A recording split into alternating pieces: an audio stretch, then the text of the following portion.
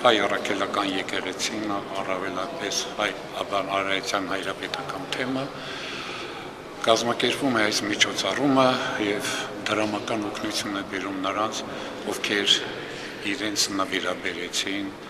հայրենիքին, նվիրաբերվեցին հավատքի համար։ Ես դպրոցական տարիներից եմ մասնակցել Արցախյան գոյամերգին դեռևս 14 տարեկանից։ Այնուհետև վիրավորել հյուսարևելյան հատվածում զույգ ոտք եմ կորցրել, հորոտեսավորվել եմ, այսօր շարունակում եմ ազգային բանակում ծառայությունը, ուղղակի այս բանը արձակուրդում եմ, մի քիչ վերքեր կա, ապակինման մեջ եմ, դրա համար ուզում եմ արդյունավետ բուժումս կազմակերպեմ, այսօր պրոթեզներ չեմ կրում, բայց այսօր ես էլ իմ գործը շարունակում եմ, չեմ ավարտել դրանով, ազգային բանակի սպաներն եմ կրթում եւ գտնում եմ, որ մեզանից ցանկացած մեկ ով ունի այդ փորձը, պատերազմի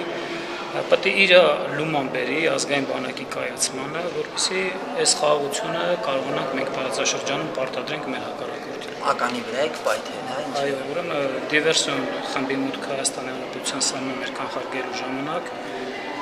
մեր հետախուզներից մեկի կյանքը փրկելու համար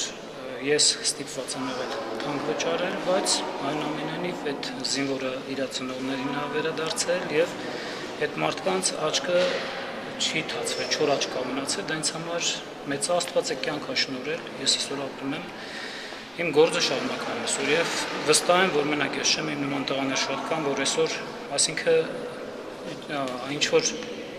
մարմնի մի մասը կորցնել էլ դեռ ամեն ինչի ավարտը չի, մենք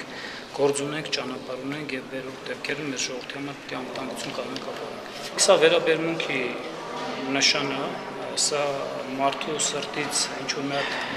Էկորի հանել է, խնդիրը այնուամենայնիվ նյութականի մեջ չի,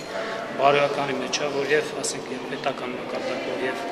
մեր եկեղեցու կողմից իրականացվում է ամեն ինչը, ընդհանրեն ուշադրություն է, որ ասենք հենց զինվորը, հենց սպան, որ կանածը սահմանում է, որ մարտական խնդիր է կատարում ազգի անվտանգության համար, ինքը վստահ է, որ վաղ մյուսօրը քար անտարբերության չի արժանանում, ամենամեծ ցավը հենց սա է։